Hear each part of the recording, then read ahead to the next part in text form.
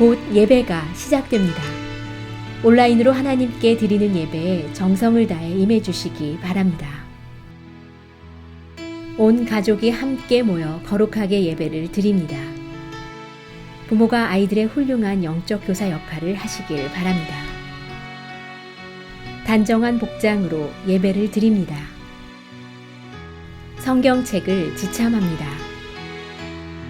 예배 10분 전부터 예배 준비를 완료하고 기도합니다. 올바른 자세로 모든 순서에 정성을 다해 참여합니다. 핸드폰보다는 TV나 컴퓨터 모니터로 예배를 드립니다.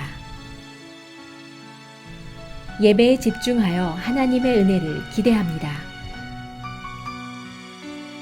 헌금은 정성껏 준비해서 우편으로 보내시거나 직접 교회 사무실 헌금함에 봉헌합니다.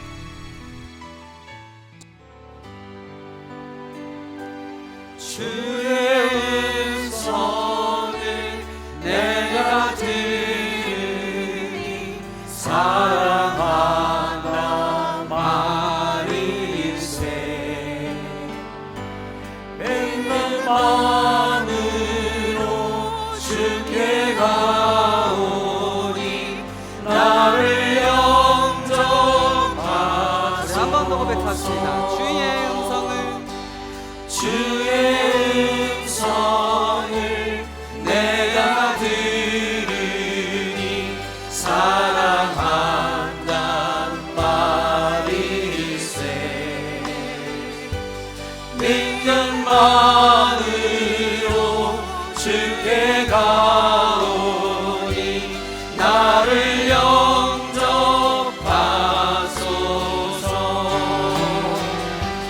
내가 매일 십자가 앞에 더 가까이 가오니 구세주의 흘린 몸의 피로써 나를 정케 하소서.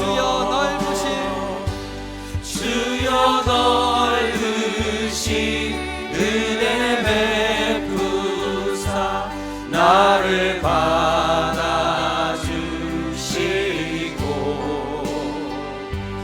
나의 품은 뜻 주의 뜻같이 되게 하여 주소서.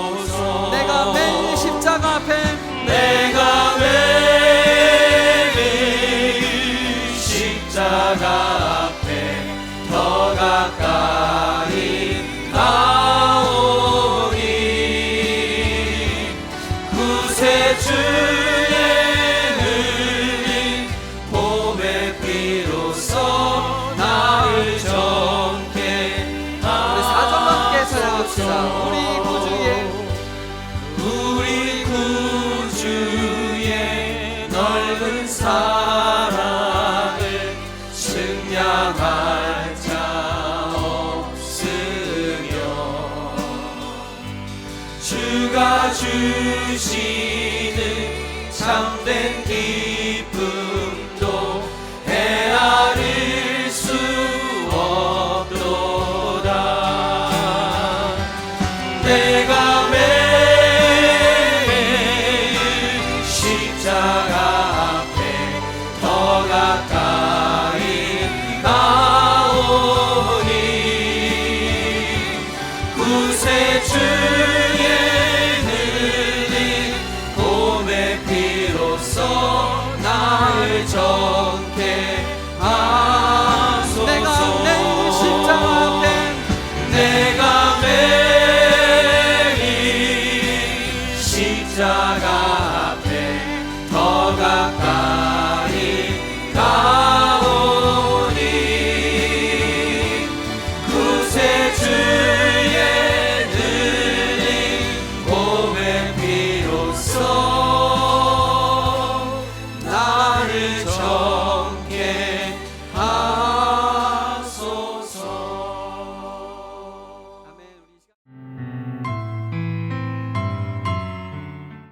오 자비로우신 주여, 저희에게 생명을 주시어서 오늘의 가장 첫 마음을 주님께 올려드리게 해주시니 감사합니다. 아버지, 이 세상 가장 존귀하고 거룩한 주님의 이름을 저희의 입술을 통해서 부르게 해주셔서 또 감사합니다. 저희의 정성과 마음을 다하여 주님의 이름을 부르고 또 주님을 찬양합니다. 하나님, 사슴이 시냇물을 찾아 헤매이듯이 저희 영혼이 주님을 찾기에 갈급하여 주님께 왔습니다. 주님, 저희를 받아주십시오. 주님께서는 마음이 상한 자를 가까이 하시고 깨어지고 통회하는 자를 구원하신다 약속해 주셨죠. 저희를 불쌍히 여기시사 주님, 저희 지금 세상에서 깨어진 채로 왔고 찢겨진 채로 왔습니다. 받아주시고 주님의 생명싸개로 덮어주십시오. 비록 몇 시간 몇 분이라도 세상에 헛된 것을 쫓고 또 구하고 자랑하고 교만했던 저희를 보게 해주시어 이 시간 저희 추악하고 어리석은 죄를 고백하고 회개하오니 예수 그리스도의 보혈로 저희를 덮어주시고 거룩한 기름을 부으사 저희의 마음과 생각, 영을 정결케 하시옵소서. 여호와의 눈은 온 땅을 두루 감찰하사 전심으로 그에게 향하는 자들을 위하여 능력을 베푸신다 하셨습니다. 주님, 이 시간 그리고 오늘 하루 저희 각 인생을 통해서 저희의 온 마음과 영을 다하여 주님을 향하기를 원합니다. 그리하여 주님께서 찾으시고 주목하시고 능력을 베풀어 주실 진정한 그리스도인들이 되기를 간절히 소망하고 기도합니다. 항상 기뻐하고 범사에 감사하고 쉬지 말고 기도하라는 하나님의 뜻을 기억하여 저희 육신이 이 세상을 살아가는 동안 겪는 여러 가지 고난에 놀라거나 절망하지 않고 반석 대신 예수님 위에 굳건히 서서 결국은 할렐루야 하나님을 찬양하게 될 저희의 아름다운 결말을 바라보는 믿음의 눈을 뜨게 하시옵소서. 그리하여 참으로 영혼에 잇대어 천국을 소망하며 사는 저희의 삶이 되어지게 하여 주시옵소서. 아버지, 주님의 생명의 말씀을 듣고자 저희 이 시간 주님 앞에 무릎 꿇습니다. 말씀하여 주시옵소서. 당신의 오늘의 이 말씀이 저희 발에 등불이 되고 저희 길에 빛이 됨을 믿고 감사드립니다. 참으로 주님만이 길이요 진리요 생명임을 고백합니다. 주의 말씀을 듣고 기도하는 모든 심령들, 그리고 이 교회가 주님의 마음을 흡족해 해드려 주님의 거룩한 뜻을 이루는 축복의 통로가 다 될 수 있도록 해주십시오. 주님, 사랑합니다. 예수님의 이름으로 기도드렸습니다. 아멘.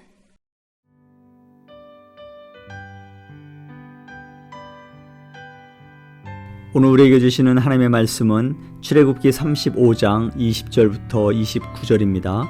함께 봉독하시겠습니다.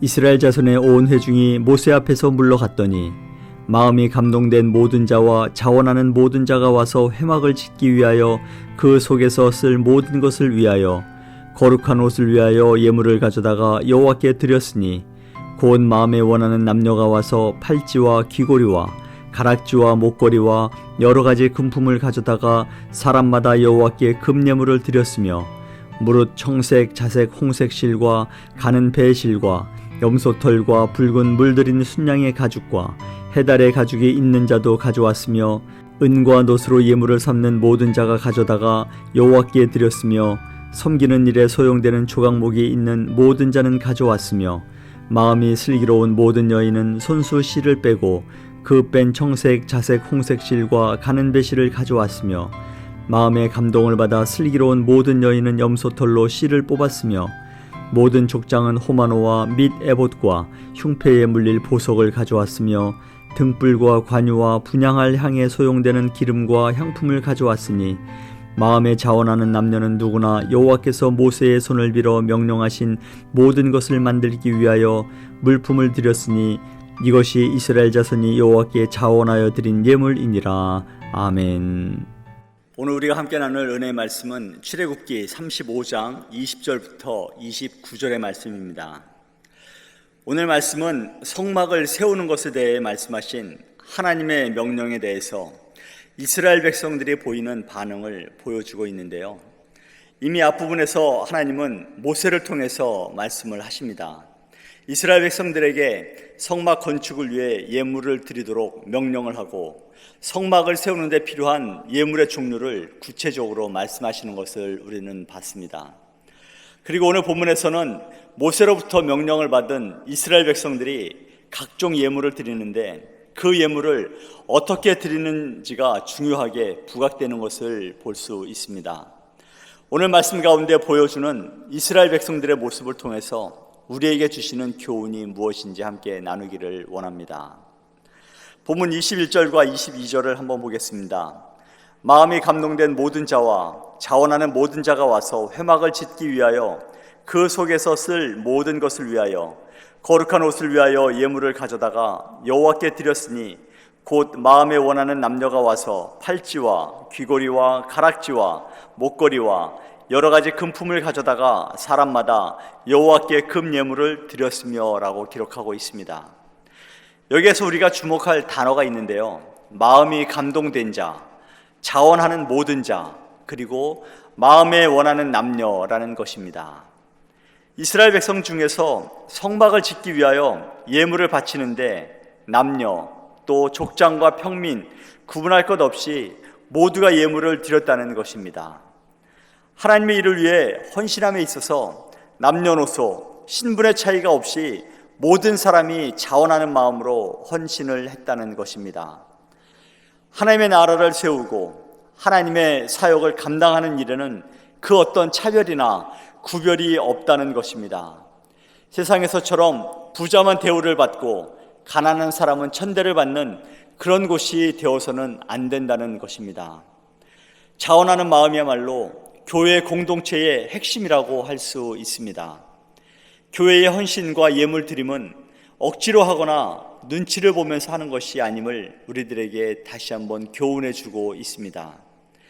바울 사도도 고린도후서 9장 6절과 7절에서 이렇게 우리에게 권면하고 있습니다.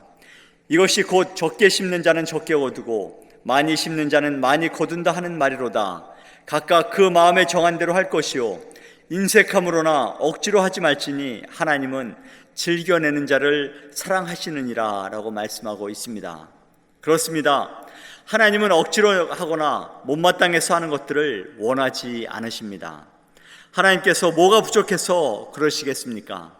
하나님께서 천지를 창조하실 때 누구의 도움이 필요했겠습니까? 말씀으로 천지를 창조하시고 우주를 다스림에 있어서 누구의 도움이 필요하고 누구의 아이디어가 필요하셨겠습니까? 말씀으로 천지를 창조하신 하나님께서 무엇인들 못하시겠습니까? 마찬가지로 이스라엘 백성들을 출애굽시키시면서 홍해도 가르시고 바위에서 물이 나게 하시고 매일같이 만나를 먹이시는 그 하나님께서 그까짓 성막 하나 못 만드셨겠습니까? 그럼에도 불구하고 이스라엘 백성들에게 예물을 드리게 하신 이유는 그 모든 일에 동참하게 함으로 하나님의 사역에 동참하게 하고 그 기쁨을 함께 나누게 하시기 위함인 줄 믿어야 할 줄 믿습니다. 그래서 동역은 기쁨이어야 하고 동역은 서로 섬기고 세워줄 때 기쁨이 있고 그곳에 하나님의 영광이 넘치는 줄 믿습니다. 지난 주일에 목사님께서 말씀하신 것처럼 주는 것이 받는 것보다 복되다고 하시지 않았습니까? 줄 수 있음이 기쁨입니다. 그 기쁨을 아는 사람이 나누어 줄 수 있는 것이죠. 기쁨으로 섬기는 그곳에 하나님의 은혜가 넘치는 줄 믿습니다. 이스라엘 백성들이 드린 예물을 보면 금, 은, 또 각종 귀한 것들이 많이 있는데요. 한번 과거로 돌아가서 그들의 삶을 한번 돌아보길 원합니다. 그 모든 금이나 은, 귀걸이, 목걸이 등 모든 보석들이 어디서 났습니까? 우리가 잘 아는 것처럼 이스라엘 백성들은 애굽에서 400년이 넘도록 종살이를 했습니다. 종살이를 하면서 그런 값진 것을 모은 것이 아닙니다. 그들이 출애굽하기 전에 애굽 사람들을 통해서 각종 귀중품들을 요구할 때 얻을 수 있도록 하나님께서 주셨음을 우리들은 잘 알고 있습니다. 전적으로 하나님께서 주신 것입니다. 많은 사람들이 귀한 예물을 자원하는 마음으로 드렸지만 그 중에는 나중에 가나안에 들어가서 쓰려고 아껴둔 사람도 있지 않았겠습니까? 그런데 아이러니하게도 출애굽하면서 귀한 예물을 갖고 나온 사람들 중에 그 귀한 보석을 자기가 사용한 사람들은 아무도 없었다는 것입니다. 하나님은 귀한 보석들을 이방 사람들인 애굽 사람들의 손을 빌어서 이스라엘 백성들에게 주시고 그 귀한 것들을 자원하는 마음으로 드리게 함으로써 하나님의 성막을 짓는 데 귀하게 사용하신 것을 보게 됩니다.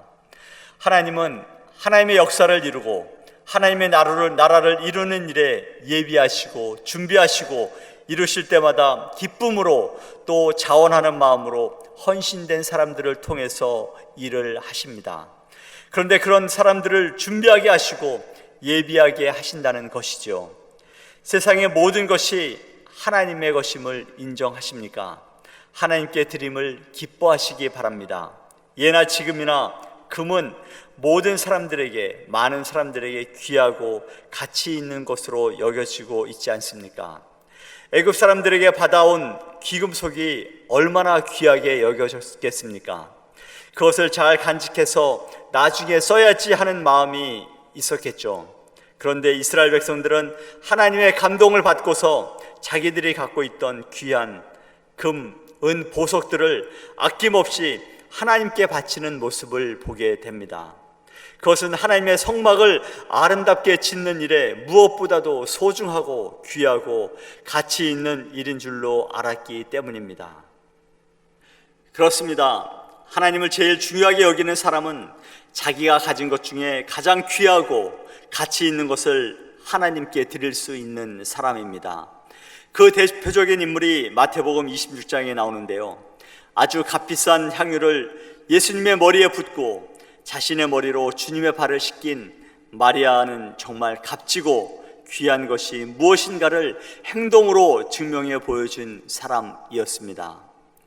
아직도 눈에 선한 모습들이 있습니다. 제가 어렸을 때 토요일이면 저희 할머니께서 주일에 입을 옷을 준비하시고 헌금을 준비하시는데요. 종이돈을 늘 새 것을 준비하시다가 그것이 여의치 않으시면 다리미를 갖고 돈을 빳빳하게 다림질을 하는 것을 보아왔습니다. 그 모습이 아직도 눈에 선합니다. 그렇게 준비하는 마음속에 이미 하나님을 향한 기쁨과 감사가 있지 않았겠습니까? 사랑하는 성도 여러분, 믿음의 가정을 세우고 믿음의 유산을 자녀들에게 남겨주기를 원하십니까? 하나님을 향한 헌신과 섬김으로 자녀들에게 본이 되기를 바랍니다. 자녀들은 말하는 대로 잘하는 것이 아니라 보여주는 대로 자랍니다. 엄마 아빠의 손이 필요한 때에는 엄마의 손에, 부모님의 손에 이끌려서 신앙생활을 하다가 부모님의 손길을 벗어나면 부모님의 보여준 신앙의 모습을 답습하는 경향이 두드러집니다. 아직 자녀들이 어린 부모님들은 자녀들에게 좋은 믿음의 모습을 보여주시기를 바랍니다. 이미 다 컸는데 믿음의 방황을 하는 자녀를 둔 부모님이 계시다면 부모님들을 위해서 하나님 앞에 엎드리시기 바랍니다. 기도하는 부모의 기도를 하나님은 반드시 들어주실 줄 믿습니다. 우리가 낙심하고 좌절하고 포기할 뿐이지 하나님은 절대 포기하지 않으십니다. 하나님은 결코 버리지 않으십니다. 사도 바울은 로마서 8장 35절과 39절에서 이렇게 말씀하십니다. 누가 우리를 그리스도의 사랑에서 끊으리요? 환난이나 곤고나 박해나 기근이나 적신이나 위험이나 칼이랴. 높음이나 깊음이나 다른 어떤 피조물이라도 우리를 우리 주 그리스도 예수 안에서 하나님의 사랑에서 끊을 수 없으리라 라고 말씀하고 있습니다. 그렇습니다. 하나님의 사랑에 붙들린 사람은 세상에 그 어떤 것도 하나님의 사랑에서 끊을 수 없다는 말씀입니다. 믿음의 자녀들과 함께 하나님의 나라를 위해 기쁨으로 헌신하고 섬기는 삶을 통해서 하나님의 사역에 동참하는 우리 모두가 되기를 간절히 소망합니다. 본문 25절과 26절을 한번 보겠습니다. 마음이 슬기로운 모든 여인은 손수 실을 빼고 급뺀 청색, 자색, 홍색 실과 가는 배실을 가져왔으며 마음의 감동을 받아 슬기로운 모든 여인은 염소털로 실을 뽑았으며 라고 기록하고 있습니다. 성막을 세우기 위해 어떤 사람들은 금, 은, 놋, 보석을 갖고 오는 사람들도 있었고요. 어떤 사람들은 25절과 26절에 나오는 것처럼 마음이 슬기로운 모든 여인이나 마음의 감동을 받은 사람들은 자기의 재능을 통해 하나님께 헌신하는 것을 보게 됩니다. 하나님의 일에 아낌없이 헌신한 사람들에게 성령님께서는 지혜와 기술을 더하셔서 일하는 것들을 보게 됩니다. 하나님은 과거나 지금이나 이처럼 자기 자신을 하나님의 일을 위해 드리는 사람들을 사용하셔서 하나님의 나라를 이루시고 하나님의 사역을 완성하시는 것을 기뻐하십니다. 앞에서도 말씀드린 것처럼 하나님께서 사람들의 헌신을 사용하시려고 계획하신 이유는 그분에게 부족한 것을 사람들을 통해 채우려고 하시는 것이 절대 아니라는 것입니다. 하나님은 우리가 하나님의 일에 동참하게 하심으로 인해서 우리로 하여금 하나님의 기쁨을 누릴 수 있는 기회를 주신다는 것입니다. 하나님의 백성으로서 하나님의 기쁨에 동참하고 하나님의 인정함을 받을 수 있도록 우리를 사용하신다는 것입니다. 그리고 하나님의 일을 함으로써 하나님께서는 지혜를 더욱 주시고 하늘의 재능을 계속해서 부어주신다는 것이죠. 오늘 말씀에 나오는 재능을 가진 여인들, 마음의 감동을 받아서 그 재능을 드린 사람들이 어떤 사람들일까 한번 생각해 봤습니다. 노벨상을 수상한 사람들의 평균 연령을 조사한 자료가 있는데요, 놀랍게도 69.1세라는 것입니다. 물리학이나 화학, 생리학에 있어서 핵심 연구를 시작하는 연령은 38세 정도라는 것입니다. 그리고 그 시작을 해서 50세 중반에 핵심 연구를 완성하고 60대 후반에 노벨상을 수상한다는 것입니다. 젊음이 좋고 활동력도 있고 원기왕성하죠. 하지만 아쉽게도 경험이 부족합니다. 경험이 부족하다는 것은 실수가 많다는 것입니다. 실수가 나쁜 것은 아닙니다. 하지만 그 실수를 통해서 배우게 되고 그런 과정들을 통해서 경륜이 쌓이게 됩니다. 그래서 노벨상을 수상한 사람들이 젊은 사람들보다는 경험과 경륜이 쌓인 중장년층이 많다는 것입니다. 저는 오늘 말씀을 통해서 이렇게 적용을 해보면 어떨까 합니다. 인생의 후반전을 살아가시는 시니어 분들에게 여러분의 재능을 하나님 나라를 위해 헌신하시기를 부탁을 드립니다. 어느 분이 인생을 축구 경기에 비유를 했는데요, 이를테면 예선전이 있고 전반전이 있고 후반전이 있고 연장전이 있다는 것입니다. 보통 태어나서 20세까지는 부모님과 선생님을 의존하는 예선전에 해당하고요, 20에서부터 40세까지를 혈기왕성한 전반전에 비유합니다. 그리고 40에서 60세를 후반전으로, 그리고 사회의 중견인으로 어떤 결과물을 내야 할 후반전으로 비유했습니다. 그리고 60세 이후를 연장전에 비유를 한 것을 보게 됩니다. 아주 공감이 가는 내용입니다. 이제는 환갑잔치를 하는 사람은 아무도 없습니다. 한국에서는 70세 된 분들도 노인정이나 마을회관에 안 간다고 하시더라고요. 시니어라고 하시는 분들을 뵙고 얘기를 나누다 보면 한결같이 하시는 말씀이 있습니다. 아직도 체력도 있고 마음은 청년인데 의욕도 있다는 것입니다. 거기에다 축적된 지식과 노하우가 있다는 것입니다. 어찌 보면 현대의 문명은 시니어라고 하는 분들의 피와 땀과 눈물의 터에서 발전되었다고 해도 과언이 아닙니다. 교회적으로도 마찬가지입니다. 시니어분들의 헌신과 수고의 열매가 오늘의 부흥된 한국교회와 우리 이민교회를 만들어냈다고 할 수 있지 않습니까? 본인이 시니어라고 생각하시는 분들이 축적된 기술과 경륜이 하나님의 나라를 위해서 귀하게 헌신되기를 기도합니다. 아프리카 구전에 이런 말이 있다고 합니다. 노인 한 사람이 죽으면 도서관 하나가 없어진다라는 말이 있습니다. 우리 시니어 어른들이 갖고 계신 축적된 지식과 경륜은 돈으로 살 수 없는 아주 값진 것입니다.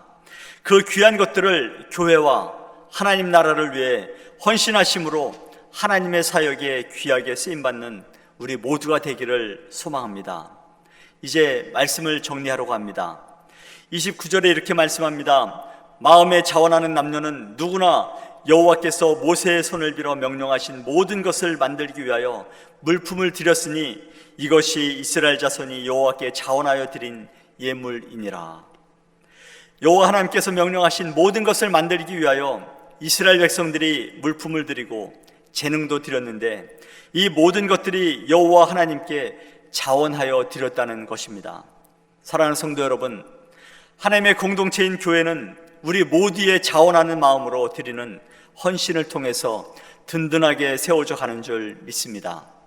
자원하는 마음을 통해 헌신할 때 하나님은 더욱 귀하게 여기시고 물질을 풍족하게 채워주실 뿐만이 아니라 지혜와 재능도 주셔서 하나님 나라를 굳건하게 세워가실 줄 믿습니다.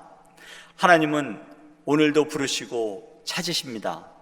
예수님은 마태복음 9장 37절과 38절에서 이렇게 말씀하십니다. 이에 제자들에게 이르시되 추수할 것은 많되 일꾼이 적으니 그러므로 추수하는 주인에게 청하여 추수할 일꾼들을 보내주소서 하라 하시니라. 그렇습니다. 추수할 것은 많은데 추수할 일꾼을 찾으시는 예수님의 음성을 듣는 사람, 그 사람이 바로 여러분과 제가 되기를 간절히 소망합니다. 예수님의 음성을 듣고 거기에 응답하고 마음의 감동을 받고 자원하는 마음으로 기쁨으로 헌신한 사람을 통해서 하나님은 일하셨고 예수님이 다시 오시는 그날까지 일하실 줄 믿습니다. 오늘도 하나님이 찾으시는 한 사람, 그 사람이 여러분과 제가 되기를 간절히 소망합니다.